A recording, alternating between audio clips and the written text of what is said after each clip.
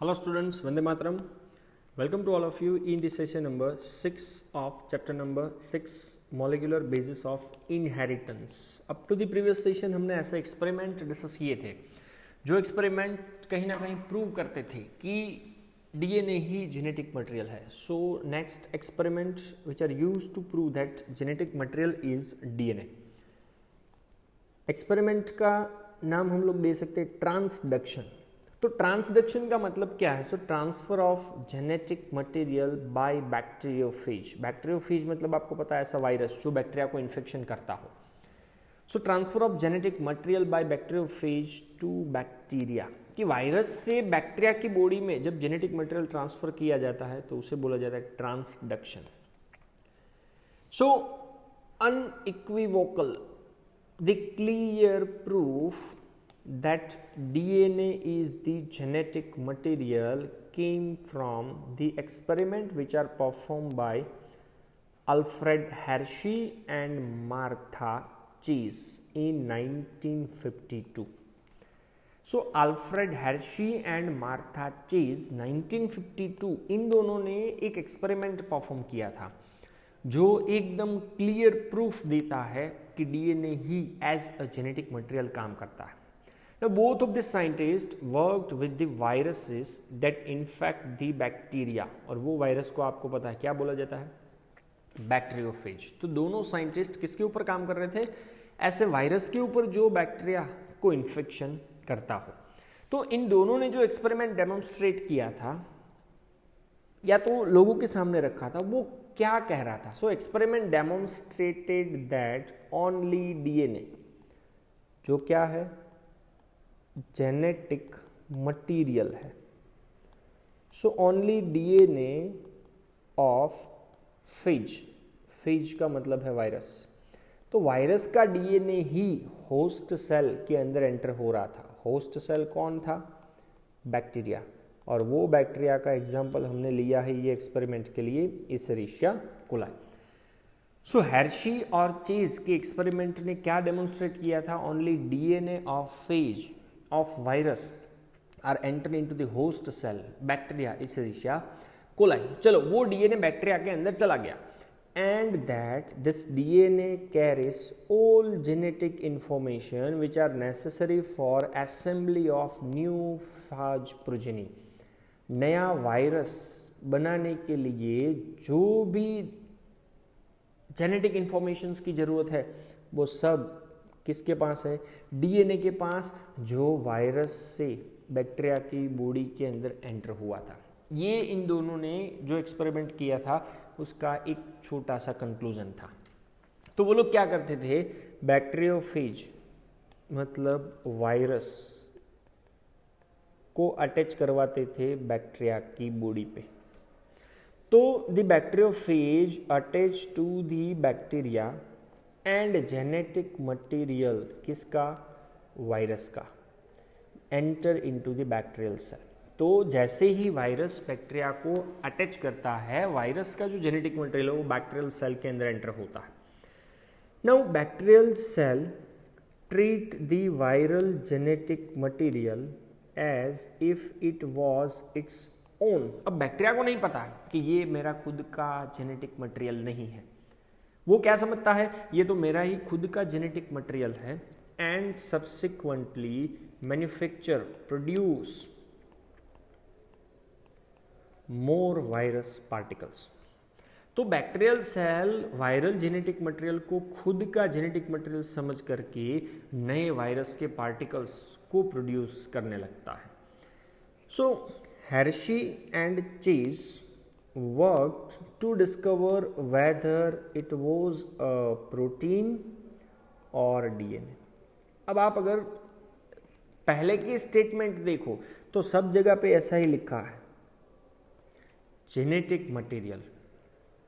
यहां पे भी ऐसा ही लिखा है जेनेटिक मटेरियल, कि जेनेटिक मटेरियल वायरस से बैक्टीरिया की बॉडी के अंदर गया. तो एक्चुअल में हेर्शी और चेज का यही काम था, फाइंड आउट करना कि जाने वाला सब्सटेंस प्रोटीन था या डीएनए था from viruses that entered with in the bacteria. तो अल्टीमेटली बैक्टीरिया के अंदर एंटर होने वाला जेनेटिक मटेरियल क्या है? प्रोटीन है या डीएनए है? तो उन लोगों ने क्या किया, दे ग्रो सम वायरसेस, कौन सा वायरसेस, तो कभी bacteriophage, on a medium that contained a radioactive phosphorus P32। चलो, तो पहला मीडियम ऐसा है जिसमें वायरस को ग्रो किया गया है और वो मीडियम के पास एक रेडियो एक्टिव सब्सटेंस था फॉस्फोरस, और दूसरा मीडियम ऐसा था जिसमें भी वायरस को ग्रो किया गया था, पर वो मीडियम के अंदर रेडियो एक्टिव फॉस्फोरस नहीं बल्कि था रेडियो एक्टिव सल्फर, और वो कौन सा था, S35। तो एक के अंदर वायरस प्लस S35 वाला मीडियम और एक के अंदर वायरस प्लस P32 वाला मीडियम। ओके, सो पहली पॉसिबिलिटी ले लेते हैं कि those virus are grow in the presence of radioactive phosphorus. मतलब कौन से एक्सपेरिमेंट की मैं बात कर रहा हूँ, पहला जो सेटअप है उसकी बात कर रहा हूँ। तो जो वायरस इसको रेडियो एक्टिव फॉस्फोरस की प्रेजेंस में मैंने ग्रो किया है, उनकी बॉडी के अंदर रेडियो एक्टिव डीएनए होगा। क्यों उनकी बॉडी के अंदर रेडियो एक्टिव डीएनए होगा, उसके पीछे का रीजन ये है कि आपको पता है कि वायरस का डीएनए ले लो तो वो डीएनए के अंदर क्या होता है, phosphate in the form of H3PO4 phosphoric acid. तो हमने तो दिया था P32, तो P32 डीएनए के अंदर चला गया है, इसलिए हम लोग बोल सकते हैं ये डीएनए अब कैसा हो गया, रेडियो एक्टिव हो गया। पर कौन सा डीएनए, जो वायरस को आपने P32 की प्रेजेंस में ग्रो करवाया था उसकी बॉडी का। एंड पॉसिबिलिटी नंबर 2, चलो, तो जो वायरस को आपने radio active phosphorus contain medium के अंदर ग्रो करवाया था उसके पास रेडियो एक्टिव डीएनए होगा but not radio active protein. क्यों भाई, क्योंकि डीएनए के पास फॉस्फोरस की अवेलेबिलिटी है, प्रोटीन नहीं होता। तो ये अभी आपको मैं पहली पॉसिबिलिटी डिस्कस करवा रहा हूँ, तो ध्यान से सुनना कि डीएनए के पास फॉस्फोरस होने की वजह से डीएनए रेडियो एक्टिव बन जाएगा बट प्रोटीन नहीं, क्योंकि डीएनए के पास प्रोटीन नहीं होता है, फॉस्फोरस होता है। Similarly possibility number 2, those virus grow on radio active sulphur. जो वायरस को रेडियो एक्टिव सल्फर के ऊपर ग्रो करवाया था, it contain a radio active protein but not radio active DNA. अब दूसरी पॉसिबिलिटी हम लोग देख लेते हैं। अब यहां पे हमने यूज किया है S35, तो उसका जो डीएनए होगा वो रेडियो एक्टिव नहीं होगा, वो होगा नॉन रेडियो एक्टिव। क्यों, तो उसका रीजन भी आपको पता है कि कभी भी डीएनए के पास प्रोटीन की अवेलेबिलिटी नहीं होती है, तो S35 डीएनए के अंदर नहीं जाएगा because DNA does not contains any sulphur. तो ये दो मोस्ट इंपॉर्टेंट पॉइंट है।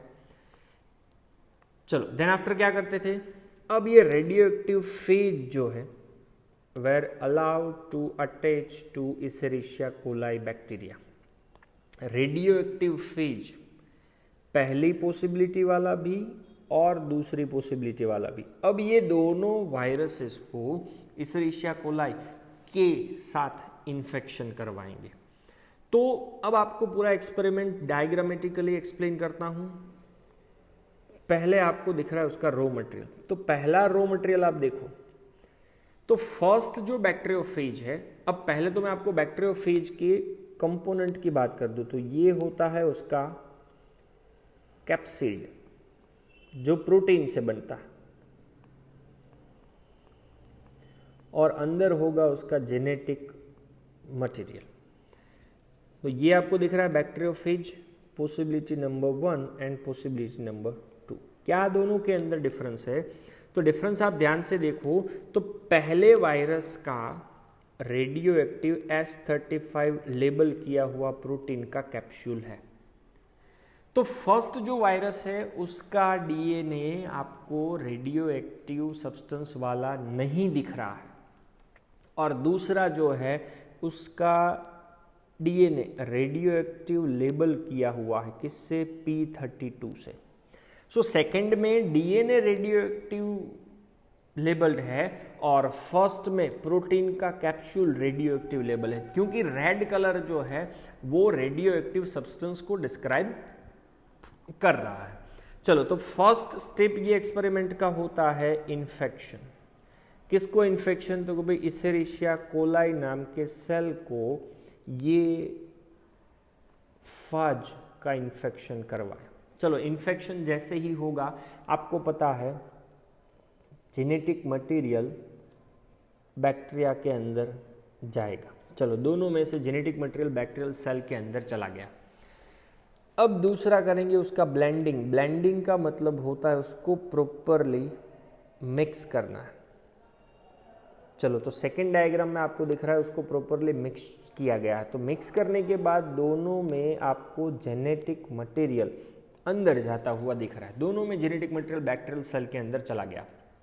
थर्ड स्टेप है centrifugation. Rotate at higher speed.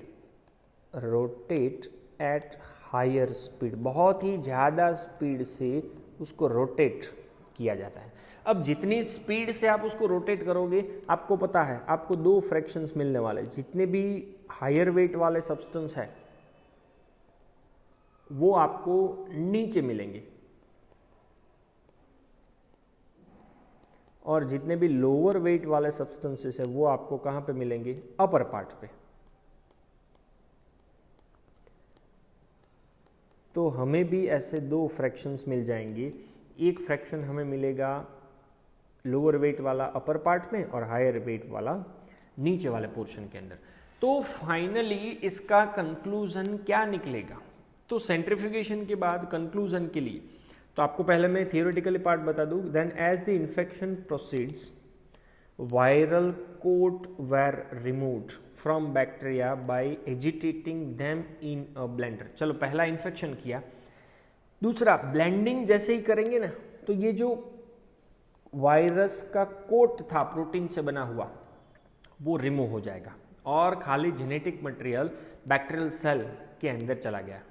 Then virus particle were separated from the bacteria by spinning them in a centrifuge. Centrifuge का मतलब है उसको बहुत ही ज़्यादा स्पीड से जब घुमाओगे तो वायरस के पार्टिकल्स को बैक्टीरिया से हम लोग क्या कर पाएंगे? सेपरेट कर पाएंगे। तो बैक्टीरिया से वायरस के पार्टिकल्स जो ये कोट थे उनको हमने रिमूव कर दिया। तो सेंट्रीफ्यूज का एक ही प्रिंसिपल है, जिसका वेट ज़्यादा वो नीचे आपको मिलेगा और जिसका वेट कम वो आपको ऊपर मिलेगा। So bacteria which was infected with virus that had radioactive DNA were radioactive, indicating that DNA was the material that passed from the virus to the bacteria. अब आप पोजीशन नंबर 2 देखो कि आपने ऐसा वायरस लिया था जिसके पास DNA को रेडियोएक्टिव सब्सटेंस से लेबल किया गया था। तो बैक्टीरियल सेल के अंदर जब आपने रेडियो एक्टिविटी चेक की तो आपको रेडियो एक्टिव P32 किसके अंदर मिला? बैक्टीरियल सेल्स के अंदर। तो ये क्या प्रूव करता है कि वायरस का जो P32 रेडियो एक्टिव सब्सटेंस था वो बैक्टीरियल सेल के अंदर दिख रहा था। और दूसरी पॉसिबिलिटी ये थी कि जो बैक्टीरिया का इन्फेक्शन ऐसे वायरस से हुआ था जिसका DNA आपने रेडियो एक्टिव सब्सटेंस से लेबल नहीं किया था, उसमें आपको रेडियो एक्टिविटी नहीं मिली और आपने प्रोटीन का कोड तो सेल के अंदर जाने ही नहीं दिया। So no radioactive detected in the cells, क्योंकि इसके पास तो S35 था और S35 से कभी भी DNA लेबल्ड नहीं होता है। सो ये रेडियो एक्टिविटी चेक करने के बाद आप लोगों को पता चलेगा। तो दूसरी पॉसिबिलिटी क्या थी? Bacteria that were infected with viruses that had radioactive protein were not radioactive. तो ऐसे बैक्टीरिया के पास रेडियोएक्टिव सब्सटेंस नहीं मिला जिनका इन्फेक्शन या तो जिनको रेडियोएक्टिव प्रोटीन वाले वायरस से इन्फेक्शन किया गया था, और ऐसे बैक्टीरिया के अंदर रेडियो एक्टिविटी मिली जिसके ऊपर वायरस ऐसे इन्फेक्ट करवाए थे जिसका डीएनए रेडियो एक्टिव P32 नाम के सब्सटेंस से लेबल किया गया था. So this indicate that protein did not enter the bacteria from the virus. तो वायरस से कभी भी बैक्टीरिया के अंदर प्रोटीन की एंट्री नहीं होती, बल्कि किसकी एंट्री होती है? ऑलवेज डीएनए की. सो सेंट्रिफिकेशन के बाद आपको दोनों के अंदर दो पार्टिकल्स मिलेंगे. दो पार्टिकल्स में ये जो पार्टिकल्स है वो नीचे मिलेगा लोअर साइड, और ये जो पार्टिकल्स है वो आपको कहां पे मिलेगा? Upper side. So first case के अंदर लोअर साइड पे जो बैक्टीरियल सेल्स थे उसके पास आपको रेडियो एक्टिविटी नहीं मिलती है, और सेकेंड केस के अंदर जो बैक्टीरियल सेल्स थे उसके पास आपको रेडियो एक्टिविटी मिलती है. दूसरा, अपर पार्ट का रेडियो एक्टिविटी अगर आप चेक करो तो फर्स्ट केस के अंदर रेडियो एक्टिव S35 नाम का सब्सटेंस आपको मिला, क्योंकि आपने उसका प्रोटीन का जो कोट है वो S35 से लेबल किया था. ये आपको रेड कलर दिख रहा है. और दूसरा जो केस था उसके सुपरनेंट मतलब सराउंडिंग मीडियम से आपको रेडियो एक्टिविटी डिटेक्ट नहीं हुई, क्योंकि वहाँ पे आपने डीएनए को P32 से लेबल्ड किया था.